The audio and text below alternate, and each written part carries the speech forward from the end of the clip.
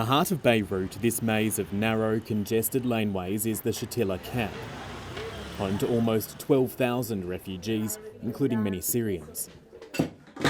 Sahar Mohammed Kamal has been here for more than a decade. We followed safety. In Syria, we didn't feel safe at all, so we came where we thought we were going to feel safe. With 5 of her children, she fled the brutal Assad regime. The horrors her family witnessed before getting to Lebanon are hard to fathom. We took the children to stay at a school. They slept one night there. They were frightened because the walls were covered in blood. They couldn't stay any longer.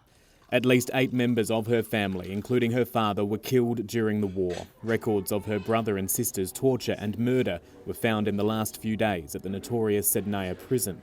Her son Abdul Rahman returned to Syria over the weekend, only to be killed in an explosion.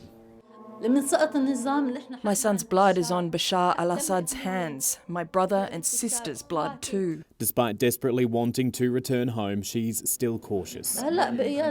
For now, I'm going to stay in Lebanon to see how the situation is going to evolve in Syria.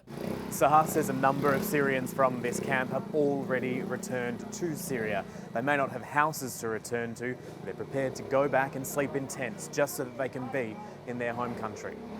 Not everybody is in a position to decide that from one day to the other, pack up and go and move back to Syria. The UN says they'll still need international support while the situation remains volatile. So too, the more than 1 million Lebanese people recently displaced as a result of fighting between Hezbollah and Israel in the south. You should not equate ceasefire with everything is fine and we can switch off and start to focus on other things. Despite the uncertainty for the Syrian community, there's still optimism. Whatever comes next, it's going to be better than with Bashar al-Assad, by far. A hope for the future, even with so much still not known about how the rebels who toppled Assad will rule Syria. Matthew Doran, ABC News, Beirut.